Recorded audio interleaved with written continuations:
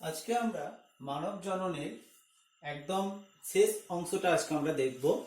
তাহলে মানব জনন এই চ্যাপ্টারটা আমরা বেশ কিছুদিন ধরেই পড়ছি।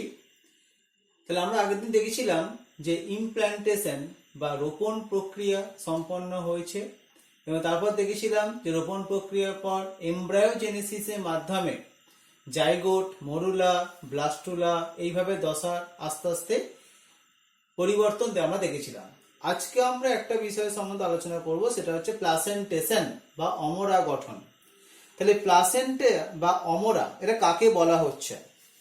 গর্ভাবস্থার সময় মাতা এবং ভ্রূণের রক্ত সংবহন তন্ত্রের মধ্যে শারীরবৃত্তীয় আদান প্রদানের জন্য ভ্রূণ বহিস্থ পর্দা সমূহ এই জরায়ুর সংযোগ ও মিলনের ফলে গঠিত হচ্ছে। তাহলে আমরা বলতে পারছি কি যে গর্ভাবস্থায় ভ্রূণ এবং মাতৃদেহের মধ্যে যে অস্থায়ী কলার সৃষ্টি হয়, যে অস্থায়ী কলার মাধ্যমে পুষ্টিদ্রব্য, অক্সিজেন ইত্যাদি মায়ের দেহ থেকে ভ্রূণের দেহে পৌঁছায়, আবার ভ্রূণের দেহে থেকে বিভিন্ন প্রকার বিভাগজাত যেগুলো বর্জ্য পদার্থ সেগুলো মায়ের দেহে চলে আসছে। তাহলে এইভাবে কিন্তু এই প্লাসেন্টা বা অমরা গঠনটা তৈরি হচ্ছে। আমাদের হিউম্যান প্লাসেন্টাকে আমরা তিনটে টার্ম ইউজ করতে পারি। একটা মেটা ডিসকয়েডিয়াল প্লাসেন্টা, কোরিও অ্যালান্টাইক প্লাসেন্টা আর হিমোকোরিয়াল প্লাসেন্টা। প্রথম ডিসকাস করছি মেটা ডিসকয়েডিয়াল প্লাসেন্টা। ডিস্ক মানে চাকতি, অর্থাৎ যখন প্লাসেন্টাটা গঠিত হচ্ছে তখন জরায়ুর এন্ডোমেট্রিয়ার মধ্যে গঠিত হওয়ার সময় সেটা চাকতির ন্যায় দেখতে লাগছে, তাই নাম দেওয়া হচ্ছে মেটা ডিসকয়েডিয়াল প্লাসেন্টা। এই পরবর্তী নামটা বললাম কোরিও অ্যালান্টাইক প্লাসেন্টা। অর্থাৎ মানুষের যে প্লাসেন্টা বা অমরা সেটা কোরিয়ন এবং অ্যালান্টয়েস এই দুটো যে ভ্রূণ বহিস্থ পর্দা আছে, সেই দুটো ভ্রূণ বহিস্থ পর্দা সমন্বয়ে গঠিত হচ্ছে, তাই নাম দেওয়া হচ্ছে কোরিও অ্যালান্টয়েক প্লাসেন্টা। আর শেষেরটা বললাম হিমোকোরিয়াল প্লাসেন্টা। এটা কাকে বলা হচ্ছে? হিমোকোরিয়াল প্লাসেন্টা বলা হচ্ছে এই যে কোরিয়নের বেশ কিছু ভিলি দেখতে পাওয়া যায়, কোরিয়নের বাইরের দিকে কিছু আঙুলের মতো প্রবর্ধক দেখতে পাওয়া যায় যাকে ভিলি বলে। এই কোরিয়নের ভিলিগুলো এন্ডোমেট্রিয়ার মাধ্যমে মাতৃদেহের রক্তবাহের সঙ্গে সংযুক্ত থাকে। কি বললাম? কোরিয়নের যে ভিলিগুলো দেখতে পাওয়া যাচ্ছে সেটা এন্ডোমেট্রিয়ার মাধ্যমে মাতৃদেহে রক্তবাহের সঙ্গে সংযুক্ত থাকে। এই যে সংযোগ দেখতে পাওয়া যাচ্ছে এইগুলোকে বলা হচ্ছে, এর জন্য মানে পুরো প্লাসেন্টাটা রক্ত দ্বারা স্নাত হচ্ছে, রক্তের দ্বারা সেটা কিন্তু একদম রক্তবাহের মাধ্যমে সেটা যুক্ত হচ্ছে বলে তার নামটা দেওয়া হচ্ছে হিমোকোরিয়াল প্লাসেন্টা। আরেকটা নাম আমরা বলতে পারি, সেটা হচ্ছে ডেসিডুয়াল প্লাসেন্টা বা ডেসিডুয়াল অমরা। তা ডেসিডুয়াল নামটা কি বলা হচ্ছে? এই ডেসিডুয়াল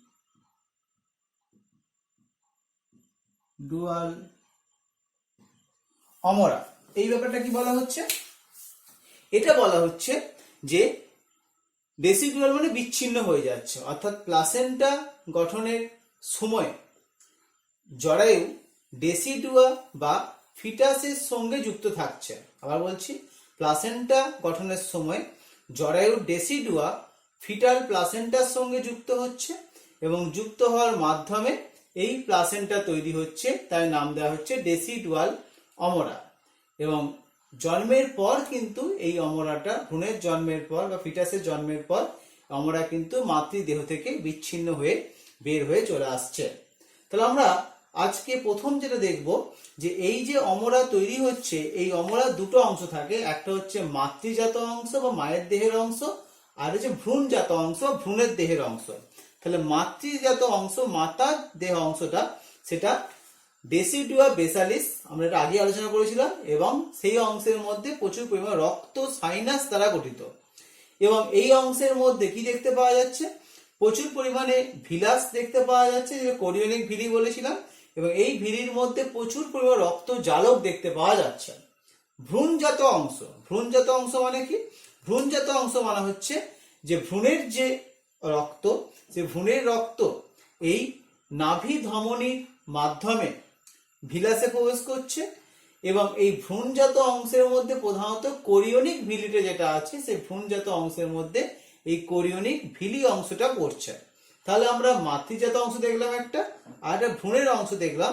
এই দুটো অংশ মিলিয়ে কিন্তু এই প্লাসেন্টা তৈরি হচ্ছে। এবার কিভাবে তৈরি হচ্ছে, আমরা আগেই বলেছিলাম যে ব্লাস্টোসিস্ট যখন তৈরি হয়েছিল সেখানে সিনসিটিও ট্রোফোব্লাস্ট তৈরি হয়েছিল। এই সিনসিটিও ট্রোফোব্লাস্টটা জরায়ুর প্রাচীর গাঁথতে বেশ কিছু ক্ষত সৃষ্টি করছে, এবং ক্ষত সৃষ্টি হওয়ার সাথে সাথে এই সিনসিটিও ট্রোফোব্লাস্টের মধ্যে কিছু ক্ষুদ্র ক্ষুদ্র গহ্বর সৃষ্টি হচ্ছে, যে গহ্বরগুলোর নাম দেওয়া হচ্ছে ল্যাকুনা।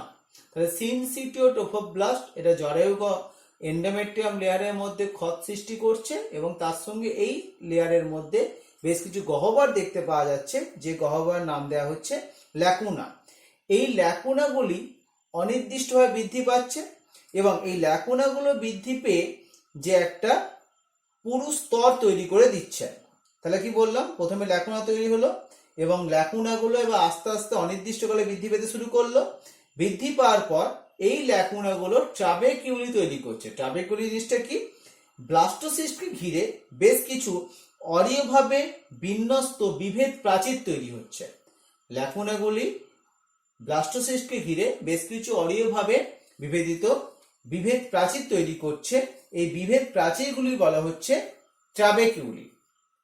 এরপর ল্যাকুনাগুলো বৃদ্ধি পেয়ে পরস্পরের সঙ্গে যুক্ত হলে আস্তে আস্তে ট্রাবেকিউলিটা সম্পূর্ণভাবে ল্যাকুনা দ্বারা পরিবেষ্টিত হয়ে যাচ্ছে। তাহলে কি বললাম, এরপর আস্তে আস্তে ল্যাকুনাগুলো বৃদ্ধি পাচ্ছে, এবং ল্যাকুনাগুলো বৃদ্ধি পেয়ে যখন পরস্পরের সঙ্গে সংযোগ হচ্ছে তখন কি করছে, তখন ট্রাবেকিউলিগুলো সম্পূর্ণভাবে ল্যাকুনা দ্বারা পরিবেষ্টিত হয়ে যাচ্ছে। এই ল্যাকুনার গহ্বরের মধ্যে মাতৃরক্ত প্রচুর পরিমাণে প্রবেশ করছে, এবং এইভাবে ল্যাকুনার গহ্বরের মধ্যে মাতৃরক্ত প্রবেশ করলে আস্তে আস্তে কি হচ্ছে, ল্যাকুনা মধ্যস্থ গহ্বরগুলো মাতৃরক্ত দ্বারা পূর্ণ হয়ে যাচ্ছে। এটা কেন হচ্ছে, যে এন্ডোমেট্রিয়ামে বেশ কিছু রক্তবাহ আছে, সেই এন্ডোমেট্রিয়ামে বেশ কিছু রক্তবাহ ল্যাকুনা গহ্বরে প্রবেশ করছে, এবং গহ্বরে প্রবেশ করার মাধ্যমে ল্যাকুনা গহ্বর, যেটা অ্যাকচুয়ালি সিনসিটিও ট্রোফোব্লাস্টের গহ্বর, সেটা মাতৃরক্ত দ্বারা সেটা পূর্ণ হয়ে যাচ্ছে। এরপর প্রাথমিক কোরিয়নিক ভিলাস তৈরি হচ্ছে। এই গঠনটা কি, প্রাথমিক কোরিয়নিক ভিলাস ব্যাপারটা কি বলা হচ্ছে, ল্যাকুনা গহ্বর মধ্যস্থ যে সমস্ত রক্ত নিমজ্জিত ট্রাবেকিউলি থাকে, সেই ট্রাবেকিউলির বাইরে থাকে সিনসিটিও ট্রোফোব্লাস্টের স্তর, এবং কেন্দ্রে থাকে সাইটোট্রোফোব্লাস্টের স্তর। তাহলে এই ধরনের ট্রাবেকিউলি গঠনটাকে বলা হচ্ছে প্রাথমিক কোরিয়নিক ভিলাস। এই প্রাথমিক কোরিয়নিক ভিলাসটা আস্তে আস্তে তৈরি করছে সেকেন্ডারি কোরিয়নিক ভিলাস। এটা কি হচ্ছে, ওই যে বললাম কেন্দ্রীয় অক্ষ যেটা, যার মধ্যে সাইটোট্রোফোব্লাস্ট দেখতে পাওয়া যাচ্ছে, সেইটা আস্তে আস্তে এক্সট্রা এমব্রায়োনিক মেসোডার্মের মধ্যে প্রবেশ করছে। কেন্দ্রীয় অংশটা আস্তে আস্তে এক্সট্রা এমব্রায়োনিক মেসোডার্মের মধ্যে প্রবেশ করলে তখন তৈরি হচ্ছে secondary chorionic villus. Secondary chorionic villus এইটার আস্তে আস্তে তৈরি করছে টারসিয়ারি কোরিয়নিক ভিলাস। অর্থাৎ সেকেন্ডারি কোরিয়নিক ভিলাসের মধ্যে বেশ কিছু কেন্দ্রীয় মেসোডার্ম থেকে রক্তবাহ গঠিত হচ্ছে, তখন সেটা হয়ে যাচ্ছে টারসিয়ারি কোরিয়নিক ভিলাস। এবং এই টারসিয়ারি কোরিয়নিক ভিলাস এইটা আস্তে আস্তে কি করছে, এরপর আস্তে আস্তে অ্যাঙ্করিং ভিলি স্ট্রাকচার তৈরি করছে। অর্থাৎ মাতৃদেহের দিকে বেশ কিছু আঙুলের ন্যায় প্রবর্ধক যুক্ত বেশ কিছু অ্যাঙ্কারিং, মানে যেগুলো আটকে থাকছে, এন্ডোমেট্রিয়ামকে ভালোভাবে আটকে রাখতে পারছে, এইভাবে অ্যাঙ্কারিং ভিলি স্ট্রাকচার তৈরি হচ্ছে। এই অ্যাঙ্কারিং ভিলি স্ট্রাকচারটা ক্রমান্বয়ে শাখান্বিত হচ্ছে, এবং শাখান্বিত হয়ে সেটা আস্তে আস্তে পরবর্তীকালে চাকতির ন্যায় একটা অমরা তৈরি করছে, এবং যার ওজন প্রায় 500 গ্রামের মতো। তাহলে এইভাবে কিন্তু পরপর ধাপে ধাপে কিন্তু একটা এই প্লাসেন্টা তৈরি হতে পারছে। চাকতির ন্যায় অমরা তৈরি হচ্ছে একদম গর্ভাবস্থা অনেকটা পরের দিকে তৈরি হচ্ছে, এবং তখন তার ওজনটা হয়ে যাচ্ছে প্রায় 500 গ্রামও দেখতে পাওয়া যাচ্ছে। এখানে আমরা একটা কথা বলতে পারি যে এই আম্বেলিক্যাল কর্ড বলে একটা স্ট্রাকচার কিন্তু দেখতে পাওয়া যায়। তাহলে আম্বেলিক্যাল কর্ড এই ব্যাপারটা কি বলা হচ্ছে, এই যে প্লাসেন্টার সঙ্গে মাতৃদেহের যে সংযোগ দেখতে পাওয়া যাচ্ছে, সেই প্লাসেন্টার সাহায্যে মাতৃদেহে যে সংযোগটা, অর্থাৎ ভ্রূণের দেহের সঙ্গে মায়ের দেহের যে সংযোগটা হচ্ছে, সেই সংযোগটা আম্বেলিক্যাল কর্ড বলে একটা দড়ির মতো অংশের দ্বারা হচ্ছে। এই দড়ির মতো অংশের নাম দেওয়া হচ্ছে আম্বেলিকাল কর্ড। এই আম্বেলিকাল কর্ড বা নাভিরজ্জু দেখতে পাওয়া যাচ্ছে। এর মধ্যে কি দেখতে পাওয়া যাচ্ছে? দুটি ধমনী আছে, একটি শিরা আছে। আর এই আম্বেলিকাল কর্ডের মধ্যে হোয়াটটন জেলি বলে একটা জেলি সদৃশ অংশ দেখতে পাওয়া যাচ্ছে। এই হোয়াটটন জেলি বা জেলি সদৃশ যে অংশ দেখতে পাওয়া যাচ্ছে, এই অংশটা মিউকোপলিস্যাকারাইডস নিয়ে তৈরি। মিউকোপলিস্যাকারাইডস এর মধ্যে কি কি উপাদান থাকে? হায়ালুরোনিক অ্যাসিড এবং কন্ড্রিওডিন সালফেট। তাহলে কি বললাম? আম্বেলিকাল কর্ড জিনিসটা কি? ভ্রূণের সাথে দড়ির মতো অংশের দ্বারা প্লাসেন্টা যুক্ত থাকছে। তাই সে দড়ির মতো যে অংশ দেখতে পাওয়া হয় তা কি বলা হচ্ছে? আম্বেলিকাল কর্ড, বা এটাকে নাভিরজ্জুও বলা হয়, যেটা আসলে দুটো ধমনী, একটা শিরা এবং তার সঙ্গে কিছু হোয়াটটন জেলি বা জেলি সদৃশ অংশ দেখতে পাওয়া যাচ্ছে। এই জেলি সদৃশ অংশটার প্রধান উপাদান হচ্ছে মিউকোপলিস্যাকারাইড। তাহলে কি কি দেখতে পাওয়া যাচ্ছে? হায়ালুরোনিক অ্যাসিড এবং কন্ড্রিওটিন সালফেট, এই দুটো কম্পোনেন্ট দেখতে পাওয়া যাচ্ছে। এরপর আমরা আলোচনা করব এই প্লাসেন্টার কাজ। তাহলে প্লাসেন্টা তৈরি হওয়ার পর সেই প্লাসেন্টা কিন্তু বেশ কিছু কাজ সম্পন্ন করছে। প্রথমে যেটা আমরা আলোচনা করছি হচ্ছে অন্তঃক্ষরাধর্মী কাজ, অর্থাৎ অন্তঃক্ষরা বলতে হরমোনাল কাজগুলো যেগুলো বলা হচ্ছে। এই কাজগুলো আমরা বেশ কিছু ক্লাস 11-এও পড়েছিলাম, আবার আমরা ক্লাস 12-এও দেখতে পাচ্ছি। তার মধ্যে এইচসিজি, এইচসিএস, এই এইচসিজি হচ্ছে প্লাসেন্টা নিঃসৃত প্রথম hormone, human chorionic gonadotropin hormone বা এইচসিজি। এই যে হিউম্যান কোরিওনিক গোনাডোট্রপিন হরমোন, এটা কোত্থেকে খরিত হচ্ছে? এর ক্ষরণ স্থলটা হচ্ছে কোরিওনিক ভিলি থেকে। তাহলে কি বললাম? কোরিওনিক ভিলি বলে যে স্ট্রাকচার দেখতে পাওয়া যাচ্ছে, কোরিওনিক ভিলি বলে স্ট্রাকচার থেকে এই এইচসিজিটা খরিত হতে পারছে। তাহলে কি বললাম? এইচসিজি, এই এইচসিজি বলে যে হরমোন দেখতে পাচ্ছি সেটা কোরিওনিক ভিলি নামক অংশ থেকে তৈরি হতে পারছে। তাহলে এই এইচসিজিটা যখনই নিষেক প্রক্রিয়া সম্পন্ন হবে, তখনই আস্তে আস্তে জরায়ুগাত্রে রোপণ প্রক্রিয়া শুরু হবে এবং তখনই এইচসিজি হরমোনটা খরিত হবে। এইচসিজি হরমোনটা খরিত হলে তখন কিন্তু প্রেগনেন্সি ব্যাপারটা বোঝা যাচ্ছে। তাই প্রেগনেন্সি টেস্টিং কিটের ক্ষেত্রে এইচসিজি হরমোনটা ডিটেকশন করাটাই কিন্তু আমাদের দ্বারা কোনো মহিলার প্রেগনেন্সি এসছে কি আসেনি সেটা কিন্তু বুঝতে পারা যায় এইচসিজি ডিটেকশন টেস্টের মাধ্যমে। তাহলে এই এইচসিজির যে মাত্রা সেটা সর্বোচ্চ কখন পৌঁছায়? গর্ভাবস্থায় 10 থেকে 12 সপ্তাহের মধ্যে এই এইচসিজির পরিমাণটা কিন্তু সর্বোচ্চ পৌঁছায়। এই এইচসিজির পরিমাণটা সর্বোচ্চ বললাম 10 থেকে 12 সপ্তাহ মাথায় পৌঁছাচ্ছে। এবার এইচসিজি কাজ কি? এইচসিজি যে কাজগুলো সম্পন্ন করছে, আমরা পিত্তগ্রন্থি গঠন দেখেছিলাম, যে পিত্তগ্রন্থি যে তৈরি হচ্ছে সেই পিত্তগ্রন্থি গঠনটা কিন্তু এইচসিজি নষ্ট হতে দেয় না। অর্থাৎ এইচসিজি থাকলে সেই পিত্তগ্রন্থি কিন্তু গঠনটা ইনট্যাক্ট থাকবে, গঠনটা কোনোভাবেই নষ্ট হবে না এবং এইচসিজির দ্বারাই কিন্তু পিত্তগ্রন্থির গঠনটা কিন্তু প্রায় দ্বিগুণ পর্যন্ত হয়ে যাবে। তাহলে এই এইচসিজি পরিমাণটা 10-12 সপ্তাহ পর্যন্ত কোত্থেকে হচ্ছে? ওই প্লাসেন্টা থেকে খরিত হচ্ছে এবং যার মাধ্যমে পিত্তগ্রন্থি আকারটা ইনট্যাক্ট রেখে পিত্তগ্রন্থি থেকে প্রজেস্টরন হরমোনটাকে ক্ষরণটাকে সুনির্দিষ্ট রাখবে। প্রজেস্টরনের পরিমাণটা যাতে কোনোভাবে কমে না যায় সেটা এইচসিজি সুনিশ্চিত করে। প্রজেস্টরন বেশি থাকা মানে সেটা কিন্তু প্রেগনেন্সি অবস্থাটা বজায় রাখতে সাহায্য হবে। এইভাবে এইচসিজি কিন্তু এই কাজটা সম্পন্ন করতে পারছে। এছাড়া এন্ডোমেট্রিয়াম বৃদ্ধি করা বা প্রচুর পরিমাণে পুষ্টিদ্রব্য সঞ্চয় করাটাও এইচসিজি আরেকটা কাজ। আরেকটা কাজ বলতে পারা যায় পুংভ্রূণ, যদি মেল ফিটাস তৈরি হয়, সেই মেল ফিটাসের শুক্রাশয়ের ইন্টারস্টিসিয়াল সেল, যেটাকে লেডিক সেল বলা হচ্ছে, তাকে উদ্দীপ্ত করে তার থেকে টেস্টোস্টেরন হরমোন ক্ষরণ করতে পারে এই এইচসিজি। তাহলে কি বললাম? এইচসিজি কাজগুলো হচ্ছে পিত্তগ্রন্থি যেন ইনট্যাক্ট রাখতে সাহায্য করা। পিত্তগ্রন্থি ইনট্যাক্ট থাকলে কি হবে? প্রজেস্টরন হরমোনটা ক্ষরণ হবে। প্রজেস্টরন হরমোনের ক্ষরণটা হলে সেক্ষেত্রে কিন্তু প্রেগনেন্সি কন্ডিশনটা বজায় থাকবে। তাহলে প্রশ্ন আসবে 10-12 সপ্তাহের পর প্রজেস্টরন ক্ষরণটা কে করে? তখন প্লাসেন্টা নিজেই প্রচুর পরিমাণে প্রজেস্টরন ক্ষরণ করতে পারে। মানে মোটামুটি 10-12 সপ্তাহে এই অমরা গঠনটা সম্পূর্ণ হয়ে যায়, তাই অমরা প্রচুর পরিমাণে প্রজেস্টরন ক্ষরণ করতে পারছে। এরপরে আসছে এইচসিএস। এইচসিএস হিউম্যান কোরিওনিক সোমাটোট্রপিন হরমোন। এই এইচসিএস যেটা বললাম হিউম্যান কোরিওনিক সোমাটোট্রপিন হরমোন, এইটা কি অনেক সময় আবার এইচপিএল নামটা উল্লেখ করা হয়। তাহলে এইচসিএস বা HPL হিউম্যান প্লাসেন্টাল ল্যাক্টোজেন টার্মটা উল্লেখ করা হয়। তাহলে এই HCS হরমোনটা প্রধান কাজ হচ্ছে কি, এইটা মোটামুটি ভ্রূণের বয়স যখন পঞ্চম সপ্তাহ তখন থেকে এই প্লাসেন্টা থেকে এটা ক্ষয়িত হতে দেখতে পাওয়া যায়, এবং এইটা কিন্তু মোটামুটি ভ্রূণের আংশিক বৃদ্ধি করা, তার সঙ্গে সঙ্গে মাতৃস্তন গ্রন্থির বৃদ্ধি করা, দুগ্ধ উৎপাদনেও কিছুটা পরিমাণ স্টিমুলেশন যোগাতে পারছে। এছাড়াও কলা বা প্রোটিন ইত্যাদি গঠনেও কিন্তু এই HCS বা HPL হরমোনটা সাহায্য করতে পারছে।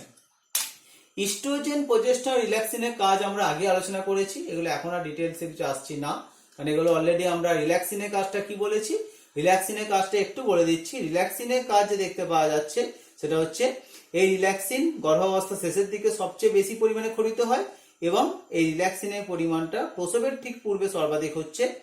শনি বন্ধনী অর্থাৎ যেটা হচ্ছে পেলভিক গার্ডেল, সেই পেলভিক গার্ডেলকে রিল্যাক্স করতে এবং তার সঙ্গে পেলভিক লিগামেন্ট যেটা আছে শনি বন্ধনী তাকে শিথিল করতে সাহায্য করতে পারছে এই রিল্যাক্সিন হরমোনটা। আর ইস্ট্রোজেন প্রোজেস্টেরনের কাজ আমরা ক্লাস 11-এ পড়েছি। এছাড়া আমরা যখন আমাদের ডিম্বথলির গঠন পড়ছিলাম তখনও কিন্তু এদের কাজগুলো ডিটেলসে এসছে। নেক্সট আমরা আসবো বিনিময়ধর্মী কাজ। এই বিনিময়ধর্মী কাজ বলতে গেলে প্রথমেই আসতে হবে খাদ্যবস্তু পরিবহন। তাহলে মাতৃরক্ত থেকে ভ্রূণের রক্তে সমস্ত ধরনের খাদ্যবস্তু পরিবাহিত হয়, এবং এই খাদ্যবস্তুর মধ্যে আছে গ্লুকোজ, অ্যামাইনো অ্যাসিড, বিভিন্ন প্রকার সিম্পল ফুড মেটেরিয়ালস, বিভিন্ন প্রকার আয়নস, এগুলো সবই কিন্তু ব্যাপন প্রক্রিয়ার মাধ্যমে এই মাতৃদেহ থেকে ভ্রূণের দেহের মধ্যে স্থানান্তরিত হয়ে যেতে পারছে। এবার এখানে শুধু ব্যাপন প্রক্রিয়ার মাধ্যমে হয় না, এখানে কিন্তু বিভিন্ন ধরনের টেকনিকে প্লাসেন্টার মাধ্যমে খাবারটা কিন্তু মাতৃদেহ থেকে ভ্রূণের দেহে যাচ্ছে।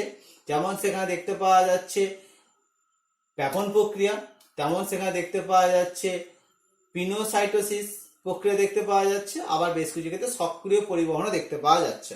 তাহলে এই তিনটে পদ্ধতির মাধ্যমে কিন্তু মানব প্লাসেন্টা থেকে তার গর্ভস্থ ভ্রূণের মধ্যে খাদ্যবস্তু কিন্তু পৌঁছাতে পারছে।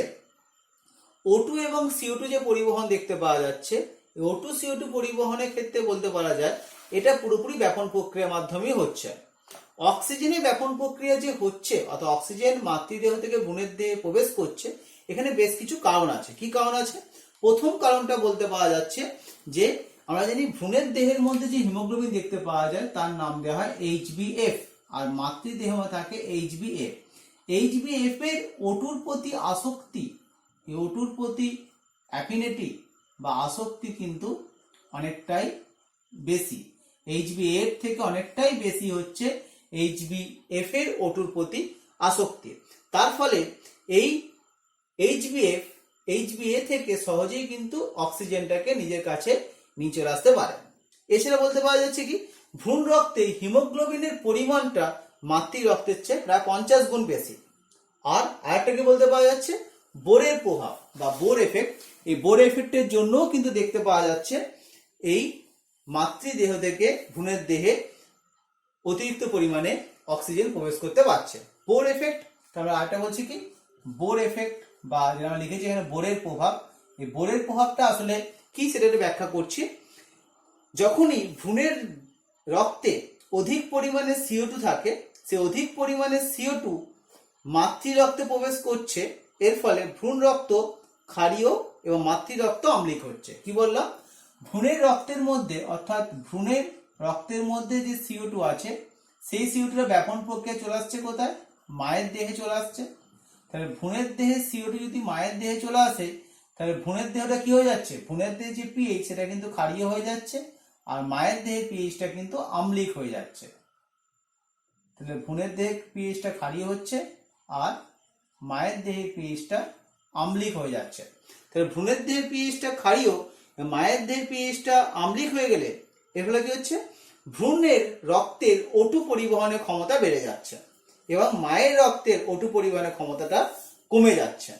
এর ফলে মায়ের দেহ থেকে তাহলে ভ্রূণের রক্তে কি হলো বললাম? ভ্রূণের O2 পরিবহনের ক্ষমতা বেড়ে গেল।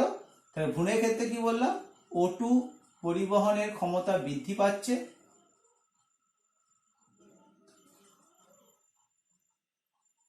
ক্ষমতা বাড়ছে, আর মায়ের দেহের ক্ষেত্রে এই ক্ষমতাটা কমছে। ফলে মায়ের দেহের অতিরিক্ত যে অক্সিজেন সেটা কিন্তু ভ্রূণের দেহে সাপ্লাই হতে পারছে। এটা হচ্ছে বোর প্রভাব বলা হচ্ছে। CO2 পরিবহনের ক্ষেত্রে কি দেখতে পাওয়া যাচ্ছে? CO2 ব্যাপন প্রক্রিয়ার মাধ্যমে যখনই ভ্রূণের দেহের মধ্যে অতিরিক্ত পরিমাণে CO2 উৎপন্ন হচ্ছে, সেই CO2 পার্শ্বীয় চাপ ভ্রূণের দেহে বেশি, মায়ের দেহে পার্শ্বীয় চাপটা কম। মানে মোটামুটি দেখতে পাওয়া যায় মায়ের দেহ এবং ভ্রূণের দেহের মধ্যে 2 থেকে 3 মিলিমিটার অফ Hg, অর্থাৎ ভ্রূণের দেহের মধ্যে CO2 পার্শ্বীয় চাপ 2 থেকে 3 মিলিমিটার অফ Hg বেশি থাকে। এই ভ্রূণের দেহে যেহেতু একটু পার্শ্বীয় চাপ বেশি আছে, তার ফলে কিন্তু ভ্রূণের দেহে থেকে CO2টা মায়ের দেহে চলে আসতে পারছে। একইভাবে রেচন পদার্থ দেখতে পাওয়া যাচ্ছে, যেগুলো বর্জ্য পদার্থ আছে, সেই বর্জ্য পদার্থগুলো কিন্তু মায়ের দেহে চলে আসতে পারছে প্লাসেন্টার মাধ্যমে, যেমন ইউরিয়া, ইউরিক অ্যাসিড বা ক্রিয়েটিনিন ইত্যাদি কিন্তু ভ্রূণের রক্ত থেকে মায়ের রক্তে চলে আসতে পারছে। তাহলে এইভাবে কিন্তু বললাম এই ব্যাপারটা হচ্ছে বিনিময়ধর্মী কাজ। তাহলে যদি আমাদের কখনো প্লাসেন্টার কাজ কোশ্চেন দেয়, সেক্ষেত্রে আমাদের দুটো ধরনের কাজকে উল্লেখ করতে হবে। আর যদি কেবলমাত্র বিনিময়ধর্মী কাজটা দেয়, সেক্ষেত্রে আমাদের এই তিনটে কাজকে উল্লেখ করতে হবে। এখানে আরেকটা ব্যাপার আমরা বলছি এবার, সেটা হচ্ছে প্লাসেন্টার মাধ্যমে কিছু নেগেটিভ কাজও হয়। কি বললাম? প্লাসেন্টার মাধ্যমে বেশ কিছু নেগেটিভ কাজও দেখতে পাওয়া যাচ্ছে। তা নেগেটিভ কাজ বলতে আমরা কি বলতে পারছি? যেটাকে আমরা প্লাসেন্টার মাধ্যমে বেশ কিছু কিন্তু জীবাণু, বেশ কিছু ক্ষতিকর জীবাণু কিন্তু মায়ের দেহ থেকে ভ্রূণের দেহে চলে যেতে পারে। আবার বেশ কিছু ক্ষেত্রে মা যদি কোনো ক্ষতিকর ওষুধ সেবন করে, যেমন আমরা দেখতে পাচ্ছি একটা ওষুধের নাম বলছে এখানে থ্যালিডোমাইড। যদি মা থ্যালিডোমাইড নামক ওই ওষুধটা সেবন করেন, তাহলে এটা কখন সেবন করছে? গর্ভাবস্থার যদি শুরুর দিকে, মোটামুটি বলতে পারা যায় গর্ভাবস্থার ক্ষেত্রে মোটামুটি 4 সপ্তাহ থেকে 6 সপ্তাহ নাগাদ যদি এই ওষুধটা নেন, সেক্ষেত্রে কি হবে? এটা হচ্ছে এক ধরনের পেন কিলার। এই পেন কিলারটা খেলে কি হচ্ছে? এটা কিন্তু প্লাসেন্টার মাধ্যমে ভ্রূণের দেহে চলে যাচ্ছে, ভ্রূণের দেহের কিন্তু হাত, পা বা হৃৎপিণ্ড, পৌষ্টিনালী ইত্যাদি গঠনগত ত্রুটি করতে পারছে। তাহলে এই ধরনের কিছু ঘটনা কিন্তু এখানে হতে পারে। তাহলে এই ধরনের আরো কিছু ক্ষতিকর কেমিক্যাল আছে, সেই কেমিক্যাল গুলোকে একত্রে নাম দেওয়া হয় টেরাটোজেন। যে সকল ক্ষতিকর কেমিক্যাল মায়ের দেহ থেকে ভ্রূণের দেহে এসে ভ্রূণের দেহে ক্ষতি করতে পারে, তাকে নাম দেওয়া হয় টেরাটোজেন। এবং টেরাটোজেন গুলো ভ্রূণের দেহে আসার পর ভ্রূণের দেহে যে বিকলাঙ্গ দেখতে পাওয়া যাচ্ছে, এই বিকলাঙ্গ ব্যাপারটাকে বলা হচ্ছে টেরাটোগনি বা টেরাটোজেনি, কথাটাও ব্যবহার করা এখানে হয়। তাহলে আমরা এই ব্যাপারটা বললাম যে ভ্রূণের দেহে কিন্তু প্লাসেন্টার মাধ্যমে বেশ কিছু ক্ষতিকর প্রভাবও কিন্তু এখানে আসতে পারছে। এরপর আমরা যে বিষয়টা আলোচনা করব সেটা হচ্ছে মানব ভ্রূণের পরিস্ফুরণের বিভিন্ন পর্যায়। অর্থাৎ মানব ভ্রূণ যে তৈরি হচ্ছে, সেই ভ্রূণটা কোন সময়ে কি কিভাবে তৈরি হচ্ছে, সেই ব্যাপারটা একটু আমরা আলোচনা দেখব। আমরা এখানে কথা লিখেছি যে 3 থেকে 8 সপ্তাহ পর্যন্ত ভ্রূণ বলা হচ্ছে, আর 9 সপ্তাহ থেকে তাকে বলা হচ্ছে ফিটাস। অর্থাৎ যখন তার দেহের সমস্ত গঠনটা সম্পূর্ণ তৈরি হয়ে যাচ্ছে, তখন তাকে আমরা ফিটাস কথাটা বলতে পারছি। প্রেগনেন্সি কন্ডিশনে মায়ের দেহের মধ্যে বেশ কিছু পরিবর্তন দেখতে পাওয়া যায়, যেমন তার জরায়ুর আকারটা অনেক গুণ পর্যন্ত বৃদ্ধি পাচ্ছে। তার সঙ্গে কি হচ্ছে? সার্ভিক্সের যে গ্রন্থিগুলো থাকে সেগুলো আয়তনে অনেকটাই বৃদ্ধি পাচ্ছে, এবং স্তনগ্রন্থি আকারে বৃদ্ধি পাচ্ছে। স্তনগ্রন্থির বৃদ্ধি পাওয়াটাকে আমরা হাইপারপ্লাসিয়া বলতে পারছি। মহিলাদের ওজন এই সময় অনেকটা বেড়ে যাচ্ছে, প্রায় 10 থেকে 12 কিলো পর্যন্ত ওজন বেড়ে যাচ্ছে। তার স্নায়ুতন্ত্রের মধ্যে বেশ কিছু পরিবর্তন দেখতে পাওয়া যাচ্ছে, উত্তেজনা হচ্ছে বা উৎকণ্ঠা হচ্ছে, এরকম বেশ কিছু পরিবর্তন দেখতে পাওয়া যাচ্ছে। রক্তের পরিমাণটা মায়ের দেহে অনেকটাই বেড়ে যাচ্ছে, 25% রক্তের পরিমাণ বাড়ছে। কার্ডিয়াক আউটপুট বা হার্ট উৎপাদন প্রায় 30% বাড়ছে। মর্নিং সিকনেস বলে একটা ঘটনা দেখতে পাওয়া যায় এই প্রেগনেন্সি কন্ডিশনে। মর্নিং সিকনেস কথাটা মানে কি বলা হচ্ছে? অর্থাৎ সকালের দিকে কিন্তু বমি বমি যে ভাব দেখতে পাওয়া যাচ্ছে, সেই বমি বমি ভাব থাকা ঘটনাকে বলা হচ্ছে মর্নিং সিকনেস। এই মর্নিং সিকনেসটাও কিন্তু প্রেগনেন্সি কন্ডিশনে দেখতে পাওয়া যাচ্ছে। ত্বকের বর্ণ কিছুটা পরিমাণ তামাটে হয়ে যাচ্ছে অতিরিক্ত পরিমাণে মেলানিন সঞ্চয় হওয়ার জন্য, এবং শ্বাস প্রশ্বাসের হারটাও বেশ কিছুটা বৃদ্ধি পাচ্ছে। তাহলে এরকম বেশ কিছু পরিবর্তন কিন্তু মায়ের দেহে দেখতে পাওয়া যাচ্ছে। এখানে একটা কথা বলে দেওয়া হয়, জেস্টেশন পিরিয়ড বলে একটা টার্ম আমরা বলছি এখানে। জেস্টেশন পিরিয়ড, এই জেস্টেশন পিরিয়ড কথাটা কি, অর্থাৎ লাস্ট মেনস্ট্রুয়াল যে LMP লাস্ট মেনস্ট্রুয়াল পিরিয়ড থেকে শুরু করে শিশুর জন্মগ্রহণকালের সময় পর্যন্ত, অর্থাৎ জন্মগ্রহণকালে যে সময় পর্যন্ত দেখতে পাওয়া যাচ্ছে, এই সময়টাকে আমরা বলতে পারছি যে জেস্টেশন পিরিয়ড। এই জেস্টেশন পিরিয়ডে দেখতে পাওয়া যাচ্ছে কি যে টোটাল যদি আমরা মানুষের ক্ষেত্রে দেখি তাহলে জেস্টেশন পিরিয়ডটা অ্যাভারেজ যেটা বলা হয় মোটামুটি 280 দিন পর্যন্ত, 9 মাস সামথিং ডেজ মতো এই জেস্টেশন পিরিয়ডটা দেখতে পাওয়া যাচ্ছে। এটা ভ্যারি করতে কখনো 256 থেকে 270 দিন পর্যন্ত হতে পারে। তাহলে এবার যেটা আমরা আসবো সেটা হচ্ছে কি, এই মোট 9 মাস সময়কে আমরা 3 ভাগে ভাগ করছি, অর্থাৎ ফার্স্ট ট্রাইমেস্টার, সেকেন্ড ট্রাইমেস্টার এবং থার্ড ট্রাইমেস্টার। প্রথম ট্রাইমেস্টার, দ্বিতীয় ট্রাইমেস্টার এবং তৃতীয় ট্রাইমেস্টার। এই পর্যায়ে কি কি ঘটনা দেখতে পাওয়া যায় সেই ব্যাপারগুলো আমরা আলোচনা করছি। আমরা যেগুলো মেন পয়েন্ট, সেই মেন পয়েন্টগুলো কিছু বলছি, এছাড়াও কিন্তু অনেক পরিবর্তনই দেখতে পাওয়া যাচ্ছে, সেগুলো আমরা বই থেকে আরো ডিটেলসে দেখতে পাবো। তো ওই মেন যে জিনিসকে বলছি আমরা, যেমন 2.5 সপ্তাহ মানে প্রায় 2.5 সপ্তাহ নাগাদ দেখতে পাওয়া যাচ্ছে কি সেখানে নোটোকর্ড এবং নিউরাল প্লেট এই দুটো ডেভেলপ করছে, এবং হৃৎপিণ্ড তৈরি হওয়ার যে সকল টিস্যু বা কলা দেখতে পাওয়া যাচ্ছে সেগুলো কিন্তু এই সময়তে তৈরি হওয়া দেখতে পাওয়া যাচ্ছে। এছাড়া ইয়ক স্যাক যে কুসুমথলির মধ্যে কিন্তু বেশ কিছু রক্ত কণিকা এই সময় তৈরি হতে পারছে এই 2.5 সপ্তাহের কাছাকাছি সময় নাগাদ। এরপর এগুলো সবই কিন্তু প্রথম মাসে পরিবর্তনগুলো আগে বলছি। এরপর 3.5 সপ্তাহ নাগাদ কি দেখতে পাওয়া যাচ্ছে, নিউরাল টিউব তৈরি হয়েছে, মস্তিষ্ক তৈরি হয়েছে, শুষণমীয় কাণ্ড তৈরি হয়েছে, প্রাথমিকভাবে চোখ বা কান এই ধরনের কিছু গঠন দেখতে পাওয়া যাচ্ছে। এছাড়া যকৃৎ বা আমাদের শ্বাসতন্ত্র, থাইরয়েড গ্রন্থি এগুলোও কিন্তু এই সময়তে এই 3.5 সপ্তাহ নাগাদ এগুলোও কিন্তু তৈরি হওয়া দেখতে পাওয়া যাচ্ছে। এবং এই সময় থেকে আর কি দেখতে পাওয়া যায়, রক্তবাহ কিন্তু তৈরি হওয়া দেখতে পাওয়া যাচ্ছে। হৃৎস্পন্দনটা শুরু হচ্ছে আরেকটু পরের দিকে, অ্যাপ্রক্স 4 সপ্তাহ নাগাদ, কিন্তু কখনো কখনো 3.5 সপ্তাহ শুরু হয়ে যেতে পারে। 4 সপ্তাহে কি হচ্ছে, হৃৎস্পন্দন শুরু হচ্ছে, বেশ কিছু অঙ্গ প্রত্যঙ্গ তৈরি হওয়া কিন্তু শুরু হয়ে যাচ্ছে, যেমন হাত ও পায়ের যে কুঁড়ি বা লিভ বার্ড সেগুলো তৈরি হচ্ছে, মস্তিষ্কের বেশ কিছু প্রকোষ্ঠ এই সময় দেখতে পাওয়া যাচ্ছে। এবং এই 4র্থ সপ্তাহের শেষের দিকে মোটামুটি দেখতে পাওয়া যাচ্ছে হাত পায়ের কিন্তু কুঁড়িগুলো বা হাত পায়ের স্ট্রাকচারগুলো কিন্তু অনেকটাই তৈরি হয়ে যেতে পারছে। এরপর 4র্থ সপ্তাহ পর্যন্ত মানে প্রায় 1 মাস হয়ে গেল। এরপর এই মোটামুটি 5ম থেকে 7ম সপ্তাহের মধ্যে ভ্রূণটা বেশ কিছু লম্বা হচ্ছে। হৃৎস্পন্দন, এই হৃৎস্পন্দন ব্যাপারটা আমরা যেটা বলছি, হৃৎস্পন্দন ব্যাপারটা কিন্তু আমরা আরেকটু পরের দিকে বুঝতে পারবো। হৃৎস্পন্দন এই সময় কিন্তু কিছুটা বাড়তে পারছে। তাহলে 5ম থেকে 7ম সপ্তাহে কি বললাম, এই সময় কিন্তু তার যেটা বললাম ভ্রূণটা বেশ কিছু লম্বা হচ্ছে, ভ্রূণটা প্রায় 17 মিলিমিটার মতো লম্বা দেখতে পাওয়া যাচ্ছে। তার মুখমণ্ডল সৃষ্টি হচ্ছে, মুখগহ্বর, জিহ্বা ইত্যাদি তৈরি হওয়া দেখতে পাওয়া যাচ্ছে। এগুলো সব কিন্তু ওই 5ম থেকে 7ম সপ্তাহে দেখতে পাওয়া যাচ্ছে।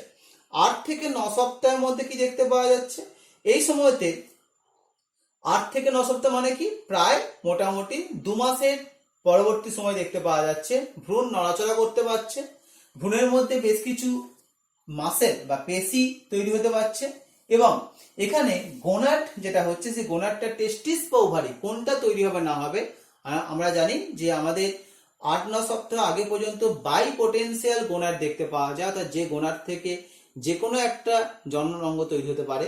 এবার এক্স না ওয়াই কোন ক্রোমোজোম আছে তার উপর নির্ভর করে টেস্টিস বা ওভারি তৈরি হতে পারছে। এবং এই সময়তে আমরা বলতে পারছি ভ্রূণকে ফিটাস বলে বলতে পারছি, অর্থাৎ এমব্রায়ো বা ভ্রূণটা এই সময় কিন্তু ফিটাসে পরিণত হয়ে যাচ্ছে। এবং এই 8-9 সপ্তাহের সময় থেকে স্নায়ুতন্ত্র মোটামুটি গঠন হওয়া শুরু হচ্ছে। তৃতীয় মাসে এই স্নায়ুতন্ত্রের গঠনটা সম্পূর্ণ হয়ে যাচ্ছে।